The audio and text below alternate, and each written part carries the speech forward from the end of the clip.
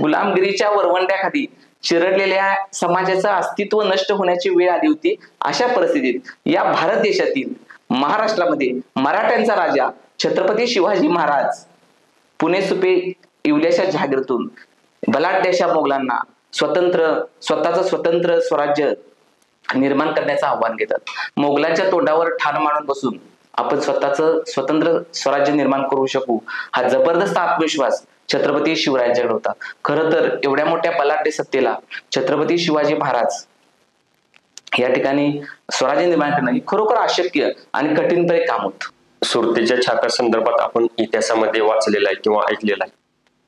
तो इतिहास वगळता अजून काही तशा प्रसंग किंवा घटना सुरतेच्या छाप्या संदर्भात काही घडलेले आहेत का त्यावेळी? 4-5 मराठे बलदंड शरीर असणारे, पिळदार मिशा असलेल्या, हातामध्ये नंग्या तलवारी आणि जळत्या मशाली असणारे 4-5 मराठे हवेलीत घुसले आणि मोहनदास पारेखांची हीच हवेली आहे ना बघ असं विचारलं. सर्वांनी भीतच माना डोलावल्या, कारण कोणाच्या तोंडातून शब्दच फुटत नव्हता. त्या मोरक्यानं आपल्या सोबत्यांना 4 मराठ्यांना इशारा केला. ते बलदंड शरीर असलेले 4 मराठे हवेलीच्या 4ही बाजूला निघून गेले. जळत्या मशाली नंग्या तलवारी घेऊन निघून गेले. निघून गेल्यानंतर या मोहनदास पारेखांच्या कुटुंबियांना असं वाटलं की आपली ही हवेली 4ही बाजूने पेटवण्याचा मराठ्यांचा इरादा आहे की काय. मोहनदास पारेखांची ही शेवटची निशाणी शानदार हवेली आता जळून खाक होणार, म्हणून मोहनदास पारेखांच्या विधवा पत्नीने जीव मुठीत घेऊन बोलली, मी माझ्या सर्व अनमोल संपत्तीचा ढीग करून ठेवलेला आहे, ती सर्व घेऊन जावा, पण माझ्या मुलांचा जीव वाचवा, ही हवेली पेटवू नका. त्यावेळी तो मोरक्या म्हणतोय, अहो अक्का साहेब, आम्ही तुमची लूट नाही तर तुमच्या हवेलीची राखण करायला आलोय. आतापर्यंत मोहनदास पत्नीच्या मनामध्ये भीती होती, पण आता भीतीबरोबर गोंधळ निर्माण झाला. तिला मोरक्या काय म्हणतो हे कळेनाच. तिची झालेली घालमेल पाहून मोरक्या समोर आला आणि म्हणाला, तुमचं मोहनदास शेठजी लय पुण्यवान माणूस बघा. जिवंत असताना त्यांनी समाजाची सेवा केली, अनेक लोकांना दानधर्म केला. तुमच्या मोहनदास शेठजींची कीर्ती आमच्या महाराजांच्या पर्यंत पोहोचली. चुकून आमचे मावळे गरिबांचं रक्त शोषणाऱ्या व्यापाऱ्यांची संपत्ती हस्तगत करताना तुमची हवेलीला त्रास देतील, म्हणून तुमच्या हवेलीचं रक्षण करण्यासाठी आम्हाला या ठिकाणी राखण करण्यासाठी पाठवलेलं आहे.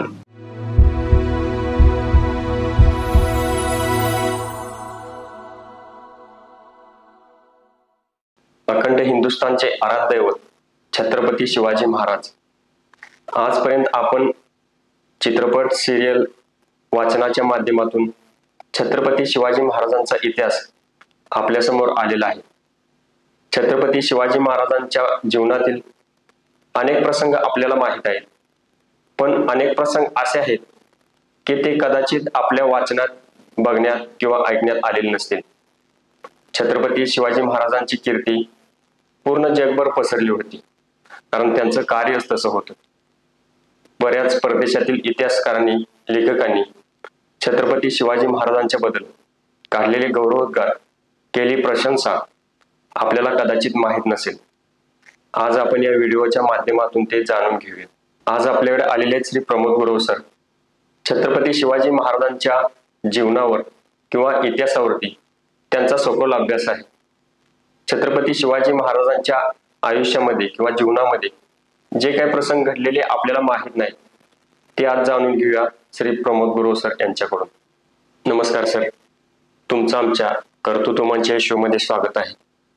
सर्वप्रथम तुमची ओळख व काय करता ते सांगा. नमस्कार, मी प्रमोद मनोहर गुरव. माझं शिक्षण आहे MA MAd. मी पेशाने शिक्षक आहे आणि मला शिवचरित्रेचा अभ्यास करण्याची आवड आहे. छत्रपती शिवाजी महाराजांनी हिंदवी स्वराज्य करण्याचे ठरवले त्यावेळी महाराष्ट्राची स्थिती त्यावेळी कशी होती? ज्या नावाच्या उच्चाराने चैतन्य प्रकट होते, अभिमान जागृत होतो आणि आपण आदराने नतमस्तक होतो, ते नाव म्हणजे छत्रपती शिवाजी महाराज. प्रथमतः या शिवजयंतीच्या निमित्ताने मी राजांना वंदन करतो आणि आपल्या या प्रश्नाचं उत्तर देतो.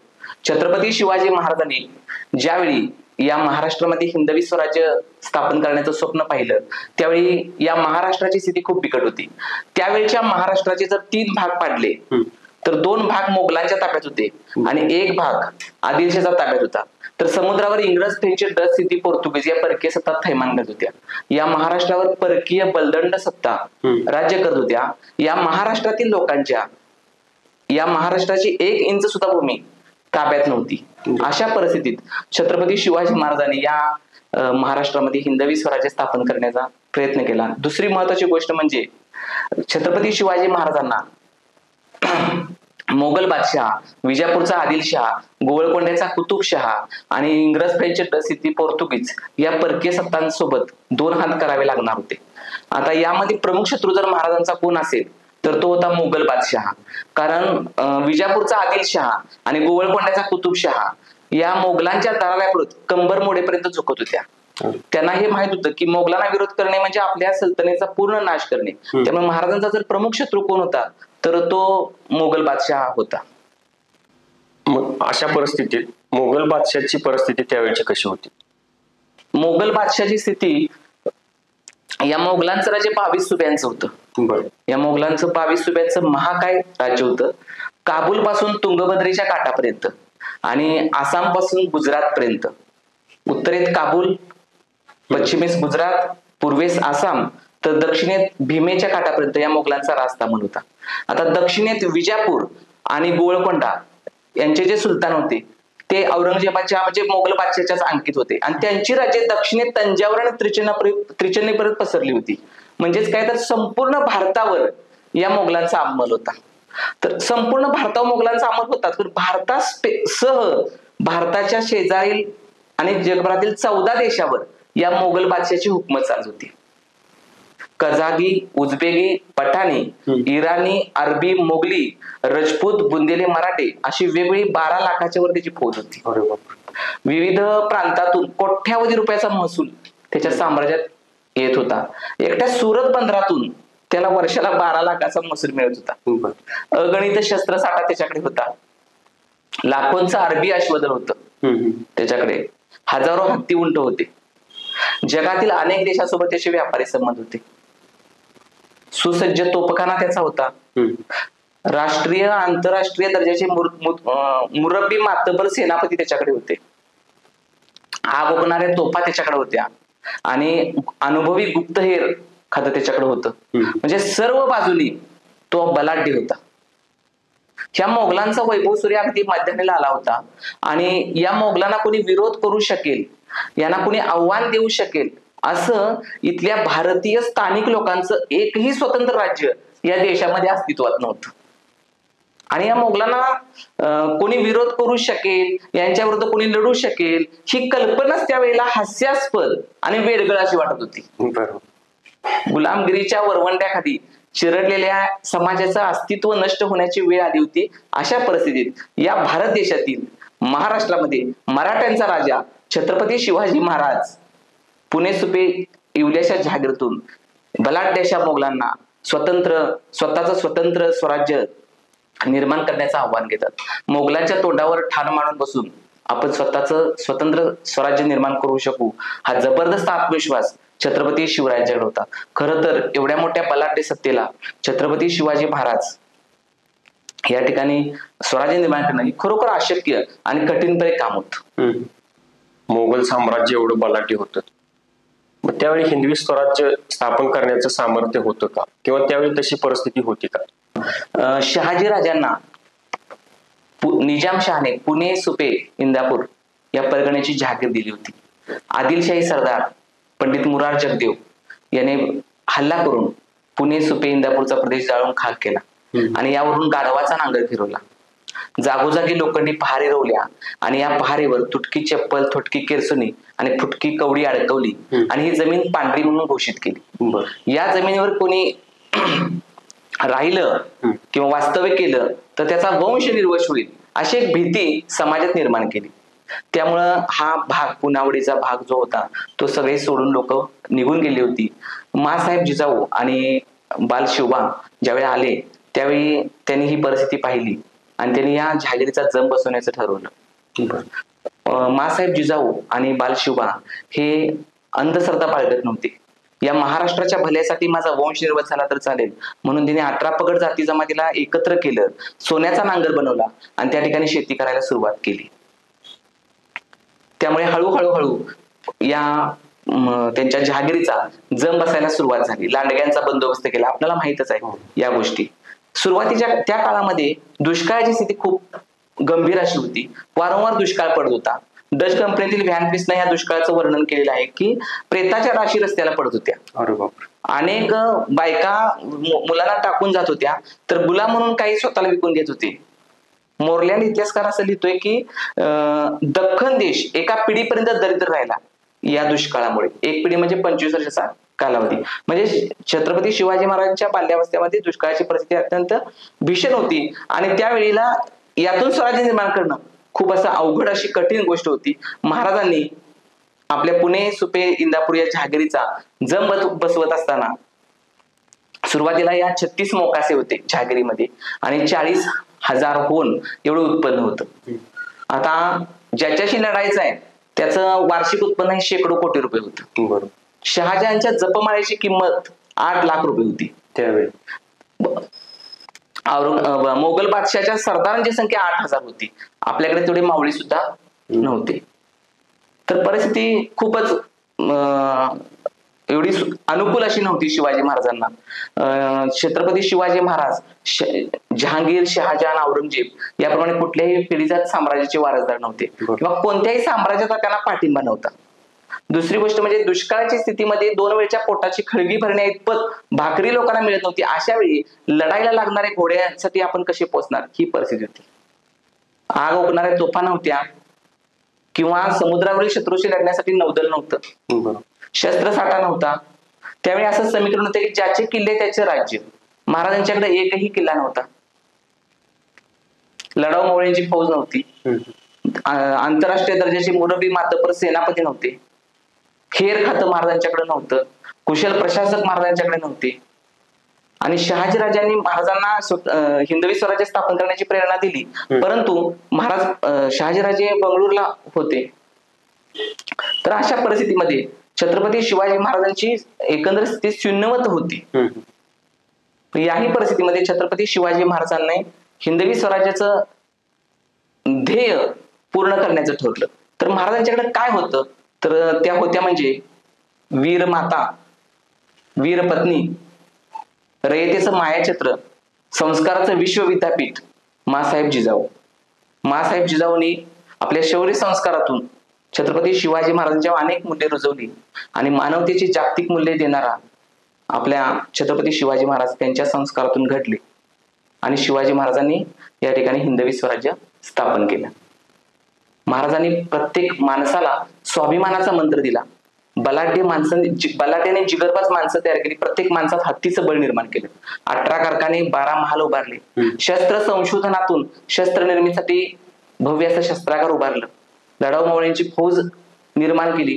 गुप्तहेर खातं निर्माण केलं. कुशल प्रशासक बनवले. माणसाचं गुण ओळखून त्याला कर्तृत्वाची संधी दिली आणि अनेक किल्ले आणि प्रदेश सर करत मोगलांना दक्षिणेतील सायाला तडाखा दिला. हे करत असताना अनेक हार जीतचे प्रसंग आले, पण महाराज त्यामुळे नमले नाही. मोगल बादशाहाने सुद्धा या ठिकाणी जयसिंग असेल, शाहिस्ते खान असेल, दाऊद खान कुरेशी असेल, महाबत खान असेल, बहादूर खान असेल, दिलेर खान असेल, असे एक ना अनेक असंख्य सरदार राष्ट्रीय आणि आंतरराष्ट्रीय दर्जाचे महाराजांच्यावर पाठवले, पण महाराज सर्वांना पुरून उरले. आणि या परिस्थितीत शिवाजी महाराजांनी स्वराज्य निर्माण केलं. सुरुवातीला 40,000 होन असणारी ही जी जहागिरी आहे, राज्याभिषेका वर्षी 1 कोटी होन उत्पन्न होतं. एक होन म्हणजे 4 रुपये, म्हणजे राज्याभिषेका वर्षी 4 कोटी उत्पन्न होते. आत्ताच्या चलनानुसार 4 लाख कोटी त्या आत्ताच्या चलनानुसार त्याचं उत्पन्न होते. महाराजांनी 110 नवीन किल्ले बांधले. 49 किल्ल्याची डागडुजी केली, दुरुस्त केली आणि महाराजांची एकूण किल्ल्याची संख्या ही 360 होती. बखरकार सभासदांना असं सांगितलं की महाराजांच्याकडे 2,08,260 लष्कर होत. महाराजांच्या बागेत 1,05,000 घोडे होते आणि महाराजांच्याकडे 740 लढाऊ नौका होत्या. 200 ते 300 टन वजनाची 30 मोठी गलबत होती. महाराज 12 देशाशी व्यापार करत होते. आरमार इतकं वाढत होतं की समुद्रात 100 मैलावर सत्ता होती. अत्यंत शून्यवत स्थितीतून महासत्तांना बलाढ्य मोगली सत्तेला आणि इतर शाह्यांना पोखरून महाराजांनी हिंदवी स्वराज्य निर्माण केलं. 35 वर्ष अहोरात्र मराठी मनाच्या शेतशिवारात स्वाभिमानाच्या मोत्याचं कणीस महाराजांनी निर्माण केलं. या महाराष्ट्र भूवर शौर्याचं प्रखर वादळ निर्माण करत हिंदवी स्वराज्य स्थापन केलं. हिंदवी स्वराज्याची स्थापना करत असताना शत्रू पक्षाच्या काही लेखकांनी महाराजांच्या बद्दल काय लिहून ठेवलेलं आहे का, किंवा तसे काही पुरावे आहेत का? औरंगजेबाचा चरित्रकार खापिकान याने मोगल साम्राज्याचा इतिहास हा ग्रंथ लिहिला. छत्रपती शिवाजी महाराजांनी ज्यावेळी शाहिस्तेखानावर छापा टाकला त्यावेळी या खापिकांचे वडील शाहिस्तेखानचा अधिकारी म्हणून काम पाहत होते. आणि पुढे वडिलांच्या प्रमाणे खापिकाने मोगल सैन्यात दाखल झाला होता. आता वडील सैन्यात आणि हाही सैन्यात, त्यामुळे याला मोगल साम्राज्य आणि हिंदवी स्वराज्य सुद्धा जवळून पाहिलेलं होतं. त्यामुळे खापिकांच्या ग्रंथाला विशेष महत्व आहे. आता या खापिकांनी मराठ्यावर अतिकटू शब्दात टीका केली आहे. खापिकान हा शत्रू पक्षाचा इतिहासकार आहे. त्याच्याकडून आपण टीकेशिवाय दुसरी अपेक्षा करू शकत नाही. पण हाच खापिकान छत्रपती शिवाजी महाराजांच्या बद्दल गौरवाचे उद्गार काढतो. छत्रपती शिवाजी महाराजांचे निष्कलंक चारित्र्य आणि न्यायबुद्धीची तो विशेष प्रशंसा करतो. तो लिहितोय की छत्रपती शिवाजी महाराजांनी सक्त ताकीद दिली होती की कोणत्याही स्त्रीस इजा पोचता कामा नये, तिचा उपमर्द होता कामा नये. मोहिमेत हिंदू अगर मुस्लिम स्त्रिया सापडत त्या स्त्रियांचे नातलग येईपर्यंत खुद्द शिवाजी महाराज त्या स्त्रियांची काळजी घेत होते, असं शत्रू पक्षाचा इतिहासकार खापिकान देतोय. खरोखर आपल्याला अभिमानास्पद आणि एक शिवसंदेश घेण्यासारखी गोष्ट आहे.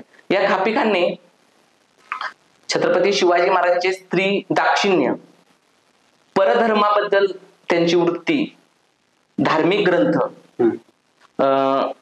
त्याचबरोबर एकंदरीत विविध धर्माची प्रार्थनास्थळे याबद्दल छत्रपती शिवरायांचं आदराचं स्थान याबद्दल महाराजांचे गौरव उद्गार काढलेले आहेत महाराजांच्या बद्दल. आता या खापिकांनी आपल्या ग्रंथात एक प्रसंग लिहिलेला आहे. छत्रपती शिवाजी महाराजांनी पाचाडला एक वाडा बांधला होता आणि या वाड्यात राहण्याचा प्रसंग या खापिकांना आला. या वास्तव्यात त्याला महाराजांच्या बद्दल बरीच माहिती मिळाली ती त्याने आपल्या ग्रंथात दिलेली आहे. त्यातील एक प्रसंग मी तुम्हाला सांगतो. छत्रपती शिवाजी महाराजांनी रायगडला लागून पाचाडला एक वाडा बांधला होता.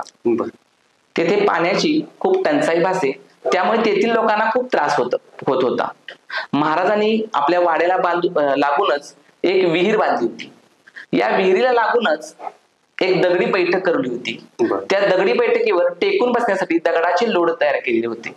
महाराज तेथे बसत. उन्हाळ्यात पाणी भरण्यासाठी तेथील सावकाराच्या बायका व इतर गरीब स्त्रिया पाणी भरण्यास येत. त्यावेळी महाराज तेथील त्यांच्या मुलांना त्या मोसमातील फळे देत असत. आता हे वाक्य इथून पुढचं महत्वाचं आहे. आपण आपल्या आईशी किंवा बहिणीशी ज्या प्रकारे बोलतो त्या प्रकारे महाराज त्या बायकांशी बोलत असत.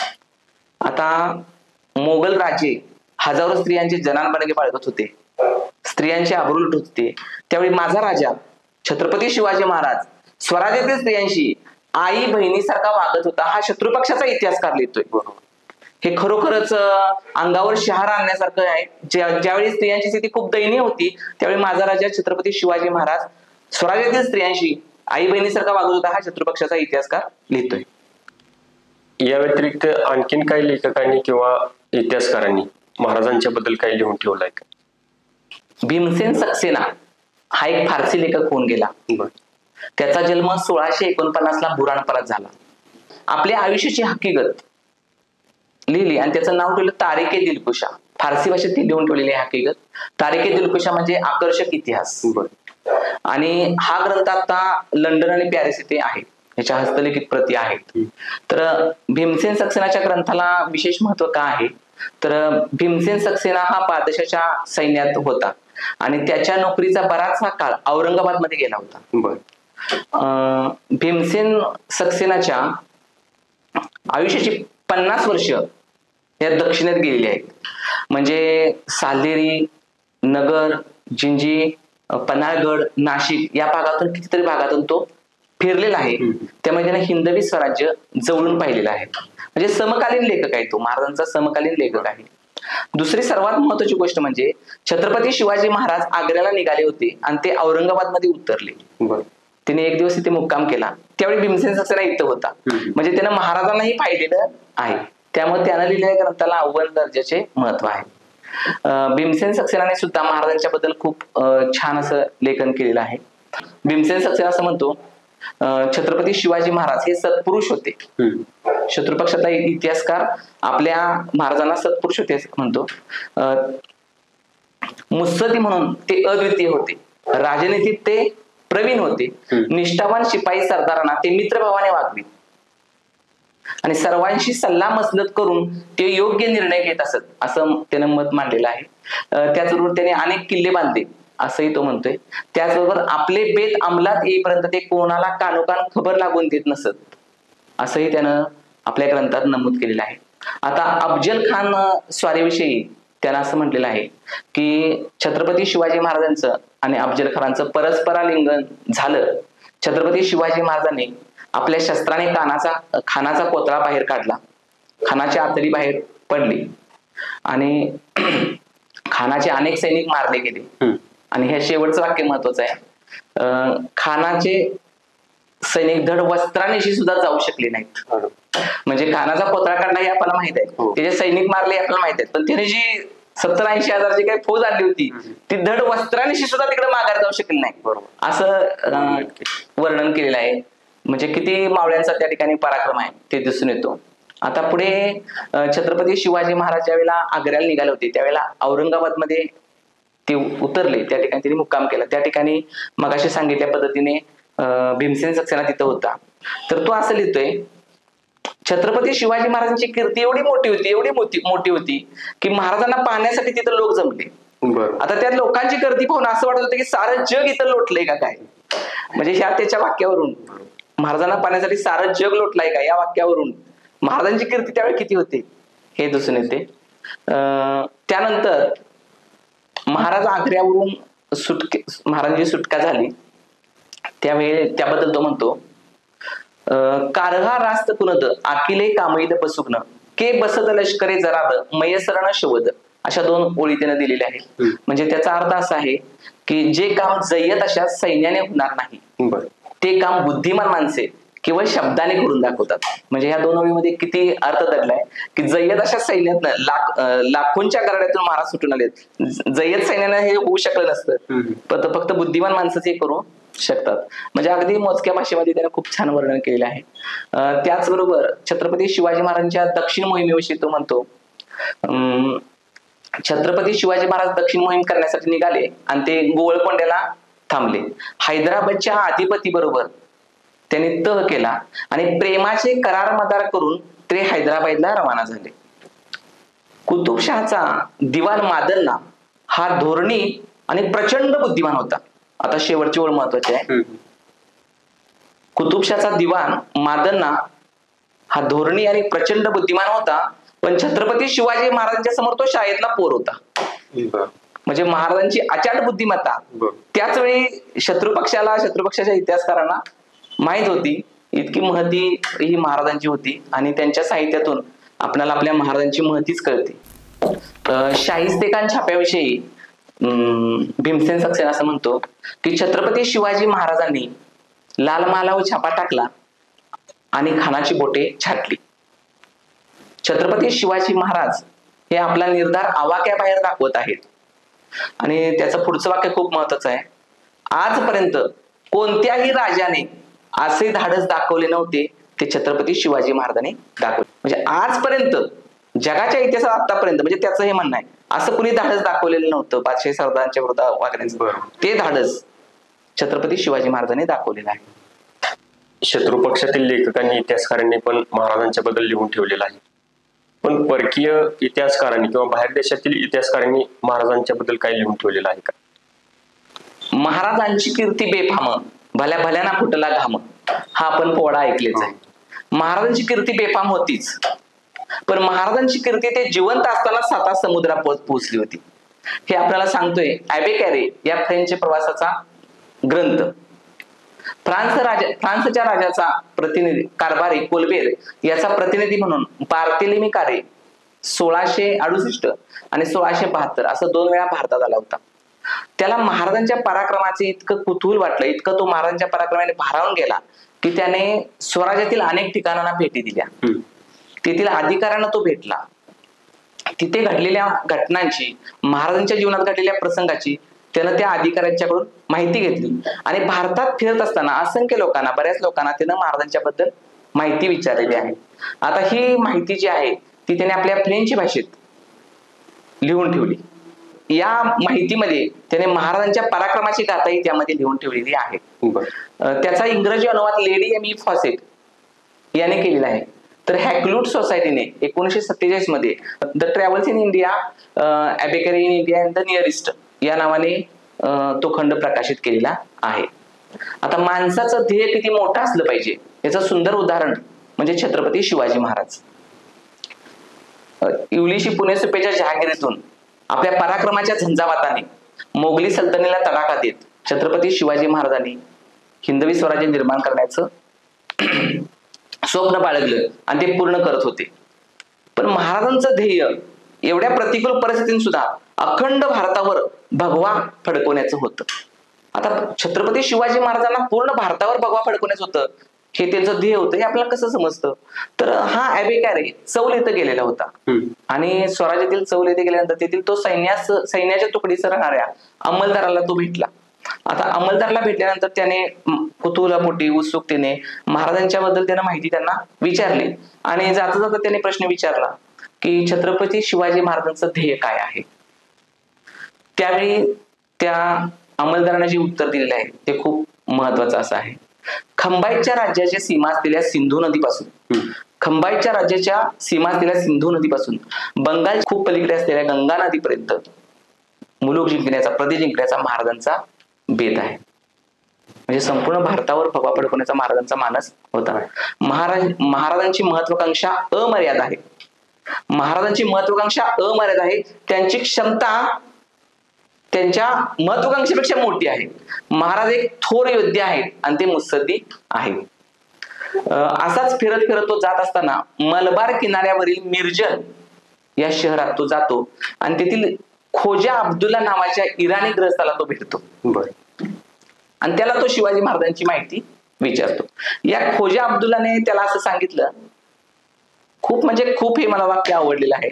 विजापुरात छत्रपती शिवाजींची सत्ता तिथे जो बादशाह राज्य करतो त्याच्यापेक्षाही अधिक चालते. म्हणजे विजापुरात आदिलशाही होतो. विजापुरात छत्रपती शिवाजींची सत्ता तिथे जो बादशाह राज्य करतो त्याच्यापेक्षाही अधिक चालते. पुढे तो असं म्हणतोय की छत्रपती शिवाजी महाराजांचे हेर म्हणून ज्यांनी काम पाहिले त्यांना महाराज सरळपणे मोठ्या रकमा देतात. छत्रपती शिवाजी महाराज हे नेतृत्व करण्याकरता जन्माला आलेले आहेत असे दिसते. अशा पुरुषांची कामे करण्यात लोकांना खूप आनंद वाटतो. त्यामुळे विजापुरात छत्रपती शिवाजी महाराज सत्ता तिथे जे बादशाह राज्य करतात तिथला जो राज्य करतो त्याच्यापेक्षाही अधिक चालते. त्याचबरोबर त्यांना असं सांगितलेलं आहे की छत्रपती शिवाजी महाराजांना सेनापतीच्या कर्तव्याचा, विशेषतः किल्ले बांधणीचे अधिक त्यांना ज्ञान आहे. अतिशय कुशल अशा स्थापत्य विशारदापेक्षा किल्ले बांधणीचे अधिक ज्ञान छत्रपती शिवाजी महाराजांना आहे. भूगोलाचाही त्यांनी खूप अभ्यास केलेला आहे. देशातील बहुतेक सर्व शहरांची, त्याचबरोबर भूप्रदेशांची, वनस्पतींची त्यांना माहिती आहे. त्याने अचूक नकाशे तयार केलेले आहेत. अशा प्रकारचं वर्णन त्याने आपल्या ग्रंथामध्ये केलेलं आहे. सुरतेच्या छाप्या संदर्भात आपण इतिहासामध्ये वाचलेला आहे किंवा ऐकलेला आहे. तो इतिहास वगळता अजून काही तशा प्रसंग किंवा घटना सुरतेच्या छाप्या संदर्भात काही घडलेले आहेत का त्यावेळी? खर तर सुरतेचा छापा, औरंगजेब बादशाह हा दख्खनचा सुभेदार होता. आपला बाप शहाजहान आजारी पडल्यानंतर बादशाह होण्याच्या लालसेपोटी तो आग्र्याला निघून गेला.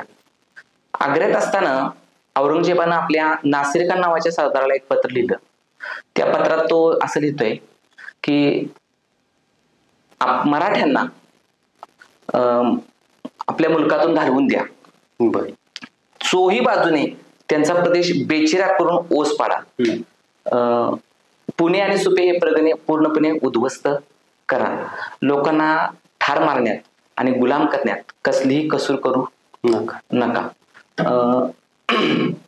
अशा प्रकारचं त्याने जे पत्र पाठवलं ते यावरून औरंगजेब बादशाहचं धोरण या दक्षिण महाराष्ट्राविषयी दिसून येतं. आणि त्याच्या सल्ल्याप्रमाणे त्याचे दक्षिणेतील सरदार महाराष्ट्राची लूट करत होते, कत्तल करत होते. शाहिस्ते खान 3 वर्ष महाराष्ट्रात आला. तो 1 लाखपेक्षा जास्त फौजेने आलेला होता. तो या ठिकाणी आल्यानंतर संपूर्ण पुणे परिसरातील गावगाडा त्यांनी नष्ट केला. रयतेची प्रचंड लूट केली. अनेक लोकांचे संसार उद्ध्वस्त केले. लोकांना खायला अन्न मिळेल आणि स्वराज्याला महसूल कुठून मिळणार. म्हणून महाराजांनी सुरतेवर छापा टाकण्याचं ठरवलं. रायगडापासून 300 मैल अंतरावर, उत्तरेला 300 मैल अंतरावर सुरतेवर छापा टाकण्याचं महाराजांनी ठरवलं. सुरतेवरच का छापा टाकला तर मुघलांचं आर्थिक केंद्र होतं ते. आंतरराष्ट्रीय बंदर होतं. या मुघलांना या सुरत बंदरापासून खूप महसूल असा मिळत होता. जर सुरत लुटली, सुरतेतून अगणित द्रव्य मिळवलं तर स्वराज्याचा महसूल वाढेलच, पण औरंगजेबाचा कर कमी होऊन त्याचं कंबरड मोडेल. म्हणून महाराजांनी आपला गुप्तहेर खात्याचा तृतीय नेत्र बहिर्जी नायकांना सुरतेची बित्त बातमी काढायला सांगितलं. बहिर्जी नायकांनी अगदी सॅटेलाइट वरून जशी आपण माहिती देतोय तशा प्रकारची माहिती अचूक दिली. सुरतेचा विस्तार 4 चौरस मैल, व्यापाऱ्यांच्या हवेल्या, गरिबांच्या झोपड्या अशी 7,000 एकूण घरं, लोकसंख्या 2 लाख, तेथील व्यापाऱ्यांचे संपत्तीचे बिनचूक आकडे, तिथली रस्ते व्यवस्था, भौगोलिक रचना, तिथली संरक्षण व्यवस्था, सर्व काही बहिर्जी नायकांनी माहिती पुरवल्यानंतर 5 जानेवारी 1664 त्या ठिकाणी पोहोचले. महाराजांनी मोगल किंवा इतर शाह्या जशा रात्री अपरात्री अचानक अकस्मात छापा टाकून लूट करत होते त्या पद्धतीचा हा छापा टाकला नाही. तर सुरतेचा जो सुभेदार होता इनायत खान, त्याला महाराजांनी पत्र पाठवलं, आपलं दूत पाठवलं आणि त्याच्यासोबत पत्र दिलं की सुरतेतील प्रमुख व्यापारी आणि तुम्ही भेटायला या आणि आम्ही निघून इथून जातो. पहिल्यांदा दूत पाठवल्यानंतर, पत्र पाठवल्यानंतर ते आले, कोणी नाहीत. महाराजांनी दुसऱ्यांदा पाठवलं पत्र, पण या सौजन्यशील फरमान्याकडे इनायत खान आणि प्रमुख व्यापाऱ्याने पूर्णपणे दुर्लक्ष केलं. त्यामुळे महाराजांना सुरतेत घुसावं लागलं. अन्यथा महाराज सुरतेत गेले नसते, माघारी फिरले असते. मग गरिबांची रक्त शोषणाऱ्या या व्यापाऱ्यांची महाराजांनी या ठिकाणी संपत्ती हस्तगत केली. त्यामध्ये बहरजी बोहरा होता. याच्याकडून 28 शेर मोठे मोती, हिरे, जडजवारे, अगणित द्रव्य घेतलं. हाजी बेग याच्याकडून 80 लाख रुपये त्यावेळी आणि इतर मौल्यवान वस्तू घेतल्या. त्याचबरोबर मुल्ला अब्दुल जाफर याच्याकडून 19 गलबदे किमती मालाने भरलेली घेतली. हाजी कासम याच्याकडून 30 पिंपे भरून सोने घेतली. आता पुढचा प्रमुख व्यापाऱ्यांची नावे त्यांना मिळाली होती. पुढचा व्यापारी जो होता तो मोहनदास पारेख, डचांचा प्रमुख ब्रोकर, दलालाच्या व्यापाऱ्याने अफाट संपत्ती मिळवली होती. प्रचंड श्रीमंत, सुरतेत ज्याची दिमागदार हवेली होती, हा मोहनदास पारेख याचं निधन 1661 ला म्हणजे सुरत छाप्याच्या अगोदर झालेलं होतं. त्यामुळे त्याची संपत्ती घ्यायला काहीच अडचण नव्हती. इकडे मोहनदास पारेखच्या घरामध्ये प्रचंड भीतीचं वातावरण निर्माण झालेलं होतं. कारण मोहनदास पारेख मागे त्याची पत्नी, मुलं आणि इतर नातेवाईक होते. आपली लूट तर होणारच आहे, म्हणजे त्यांची हा प्रसंग बर्नियन जो लिहिलाय तो मला गोष्टी रूपात मी सांगतोय. आपली लूट तर होणारच आहे, पण आपला जीव जाईल की काय अशी भीती त्यांच्या मनामध्ये निर्माण झाली होती. त्यांची शरीर भीतीनं थरथर कापत होती. फडफडणाऱ्या पंखासारखी त्यांची काळीज धडधडत होती. घसे सुकले होते, कपाळावर दरदरून घाम आलेला होता. लहान मुलं पदराला बिलगून बसलेली होती. सुरतेत जे महातांडव सुरू आहे त्यात आपला घात होणारे निश्चित आहे, परंतु आपली सर्व संपत्ती एक करून मराठ्यांच्या पायाशी होतो, पण आपला जीव तेवढा वाचवू असं मनोमन ठरवून मोहनदास पारेखच्या पत्नीने आपल्या घरातील सोनं नाणं जडजिवार हिरे माणके काय असेल जी मौल्यवान वस्तू असतील अनमोल चीज असतील त्याचा ढीग करून ठेवला. तोच घोड्यांच्या टापाचा दमदार आवाज हवेलीच्या दिशेने येऊ लागला. सर्वांचे प्राण कंटाशी आले. हळूहळू त्या टापांचा आवाज हवेलीजवळ येऊन थांबला. ज्याची भीती होती तेच झाले, त्यामुळे सर्वांना भीती वाटू लागली. तोच हवेलीच्या विशाल दरवाजावर जोरात थाप पडली. दरवाजा उघडण्याचं धाडस कोणाचंही होऊ ना तेवढ्यात दुसऱ्यांदा दरवाजावर खडखडाट जोराने झाला. आता दरवाजा उघडण्याचे भाग होते, नाहीतर मराठ्यांच्या दरवाजा उघडून मराठी आत येतील आणि त्यांच्या रोषाला सामोरं जावे लागेल. या विचाराने या मातेने दरवाजा उघडला. तेवढ्यात 4-5 मराठे बलदंड शरीर असणारे, पिळदार मिशा असलेल्या, हातामध्ये नंग्या तलवारी आणि जळत्या मशाली असणारे 4-5 मराठे हवेलीत घुसले आणि मोहनदास पारेखांची हीच हवेली आहे ना असं विचारलं. सर्वांनी भीतच माना डोलावल्या, कारण कोणाच्या तोंडातून शब्दच फुटत नव्हता. त्या मोरक्यानं आपल्या सोबत्यांना 4 मराठ्यांना इशारा केला. ते बलदंड शरीर असलेले 4 मराठे हवेलीच्या 4ही बाजूला निघून गेले. जळत्या मशाली नंग्या तलवार घेऊन निघून गेले. निघून गेल्यानंतर या मोहनदास पारेखांच्या कुटुंबियांना असं वाटलं की आपली ही हवेली 4ही बाजूने पेटवण्याचा मराठ्यांचा इरादा आहे की काय. मोहनदास पारेखांची ही शेवटची निशाणी शानदार हवेली आता जळून खाक होणार म्हणून मोहनदास पारेखांच्या विधवा पत्नीने जीव मुठीत घेऊन बोलली, मी माझ्या सर्व अनमोल संपत्तीचा ढीग करून ठेवलेला आहे, ती सर्व घेऊन जावा, पण माझ्या मुलांचा जीव वाचवा, ही हवेली पेटवू नका. त्यावेळी तो मोरक्या म्हणतोय, अहो अक्का साहेब, आम्ही तुमची लूट नाही तर तुमच्या हवेलीची राखण करायला आलोय. आतापर्यंत मोहनदास पत्नीच्या मनामध्ये भीती होती, पण आता भीतीबरोबर गोंधळ निर्माण झाला. तिला मोरक्या काय म्हणतोय हे कळेनाच. तिची झालेली घालमेल पाहून मोरक्या समोर आला आणि म्हणाला, तुमचं मोहनदास शेठजी लय पुण्यवान माणूस बघा. जिवंत असताना त्यांनी समाजाची सेवा केली, अनेक लोकांना दानधर्म केला. तुमच्या मोहनदास शेठजींची कीर्ती आमच्या महाराजांच्या पर्यंत पोहोचली.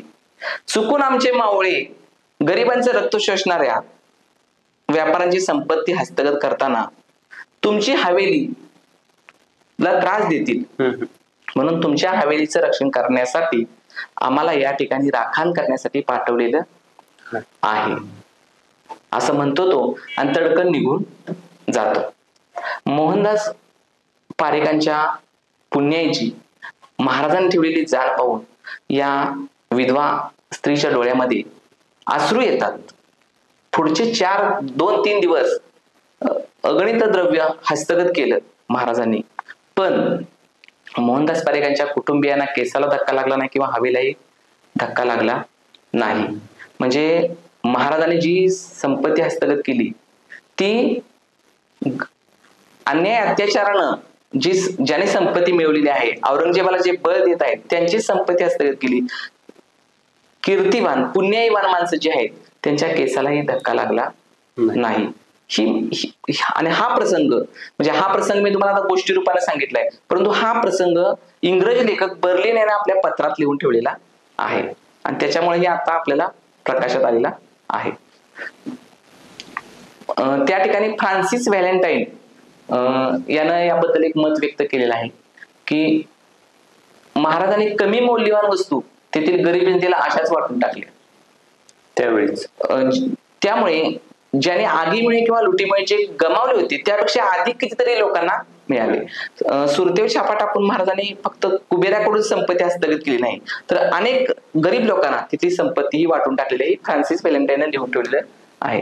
तर त्या ठिकाणचे पादरी फादर अँब्रोज यांनी असं लिहून ठेवलेलं आहे की महाराजांच्या औदार्याने प्रभावित होऊन ते फादर अँब्रोज महाराजांना भेटायला गेले आणि त्यांचं धर्मसहिष्णुता पाहून महाराज त्यांना भेटायला गेले, त्यांच्याशी चर्चा केली.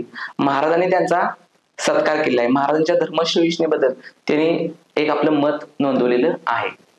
डच लोक त्यांना ही काय सुरतेत चाललेलं आहे हे पाहायचं होतं, म्हणून त्यांनी फकीरचा वेश घातला आणि हे सुरतेतून फिरले. तर त्यांना काडीचाही त्रास दिला नाही. यावरून महाराजांची आणि मराठ्यांची नीतिमत्ता दिसते. जे इतर परकीय लोक होते ते लूट म्हणजे कत्तल करत होते. नादिर शहाने लूट दिल्लीच्या लुटीमध्ये 1,00,000 लोकांची कत्तल केली. कॉस्मा द गार्डा हा पोर्तुगीज लेखक म्हणतोय, छत्रपती शिवाजी महाराजांनी अशी सक्त ताकीद दिली होती की समोरून विरोध झाल्याशिवाय कोणाचीही हत्या करायची नाही. कोणीही विरोध केला नाही, त्यामुळे कोणाची हत्या झाली नाही.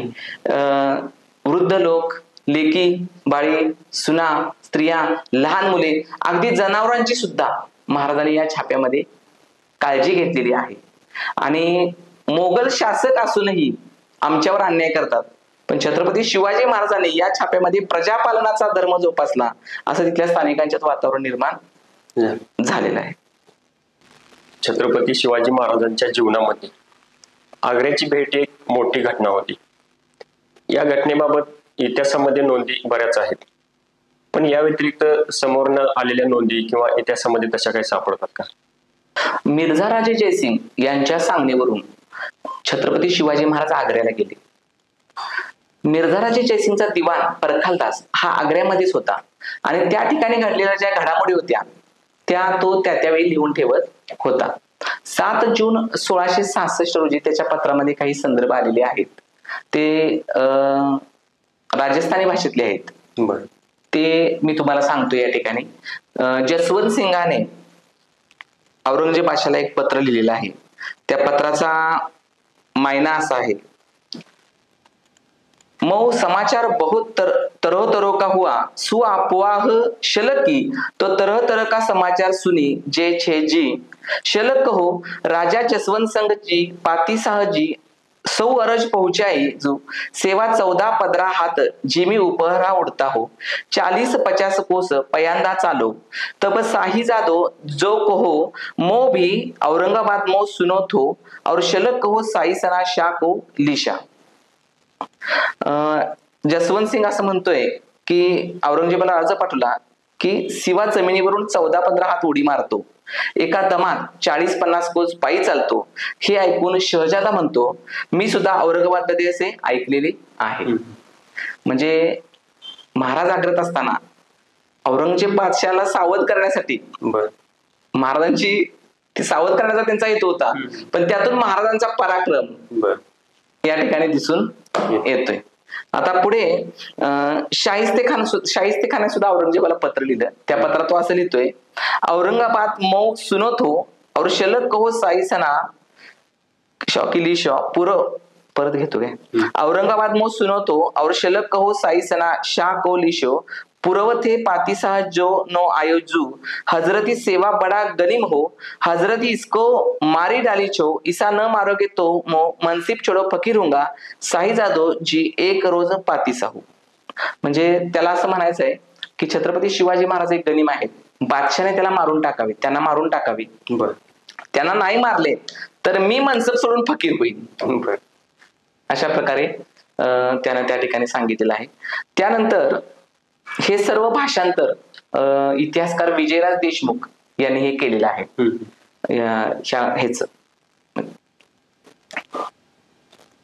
यानंतर स्वतः बादशाची काय अवस्था झाली होती याविषयी बड़ा रिश्या हो और गप कहो पाती साहजी निमाज नो महजदी आओ जब सेवा का डर थे चौकी जाएगा जाएगा राशत व्हावे.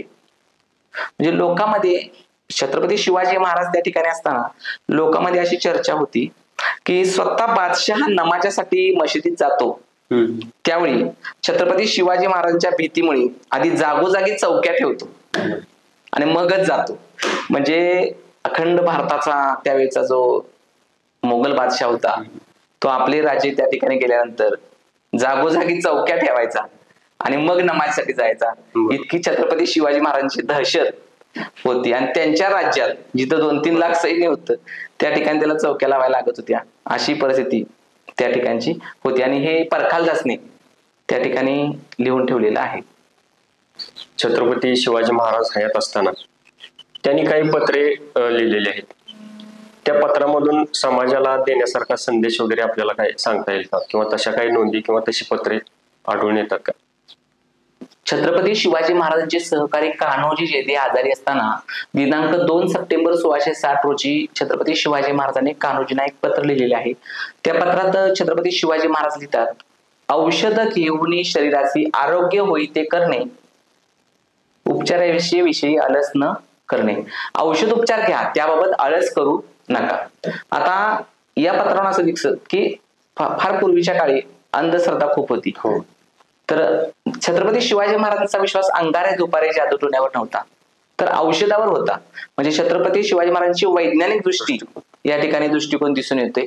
त्याचबरोबर आपल्या सहकार्याबद्दल असणारा प्रेमभाव हे या ठिकाणी दिसून येते. महाराज किती आपल्या रयतेची, आपल्या सहकार्यांची काळजी घेत होते हे या पत्रातून आपल्याला दिसून येते. त्याचबरोबर सर्जेराव जेधे यांना एक पत्र छत्रपती शिवाजी महाराजांनी पाठवलेले आहे. 23 ऑक्टोबर 1662 छत्रपती शिवाजी महाराजांनी सर्जेराव जेधे यांना एक पत्र पाठवले आहे.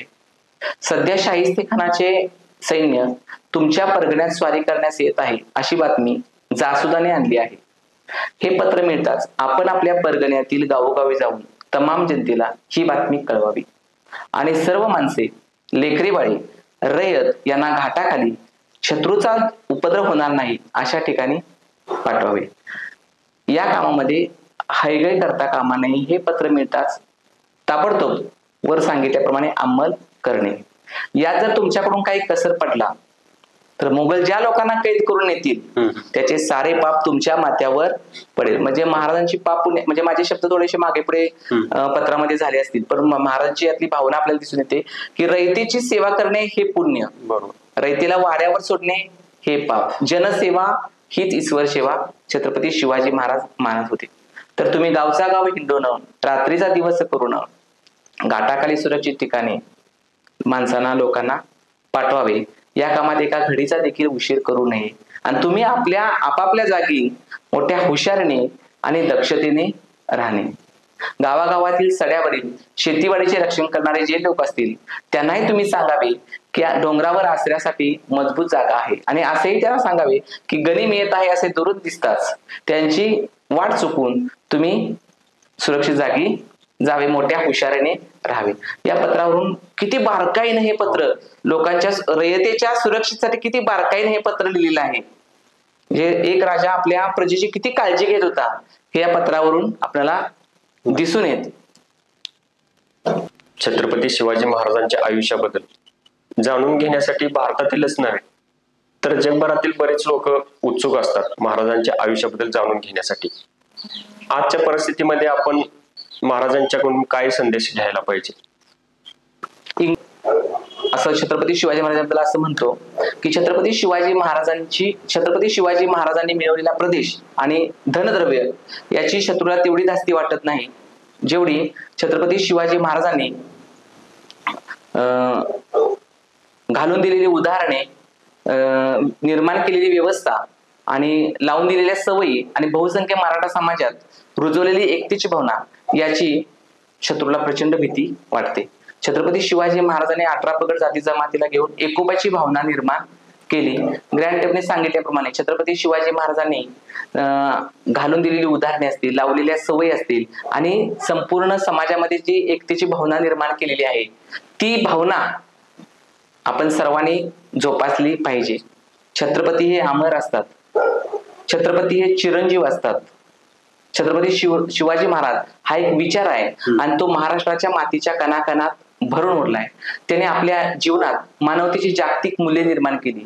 आता तलवारीने ढालीची लढाई संपलेली आहे, आता शिवविचारांची लढाई सुरू झालेली आहे. हा शिवविचार आपण प्रत्येकाने घेतला पाहिजे. छत्रपती शिवाजी महाराज तर सर्वांनाच हवे आहेत, पण मावळा व्हायला कोण तयार आहे? हा मानवतेची जागतिक मूल्ये आपण अंगीकारूया आणि एक आपण मावळा छत्रपती शिवरायांचा बनूया. जाती धर्माच्या नावावर करू नका भेद, माझ्या राजानं अवघा मावळा केला एक, अवघा मावळा केला एक. आपण सर्वजण एकोपाने राहूया. आपण छत्रपती शिवाजी महाराजांचा जर हा शिवविचार घेतला तर आपण जगावर सुद्धा राज्य करू शकतो, विश्वगुरु बनू शकतो. धन्यवाद. इथे येऊन कसं वाटलं ते सांगा. हे माणसं अशी असामान्य असतात की जी जन्माला येतात, आपल्या क्षमता ओळखतात आणि त्या क्षमतांच्या विकासासाठी धडपडतात. आणि असामान्य कार्य उभारतात.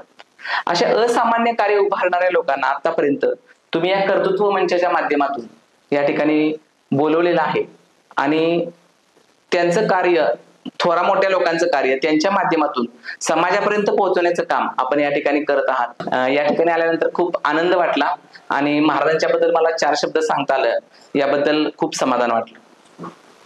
सर, आज आपण इथं आलात.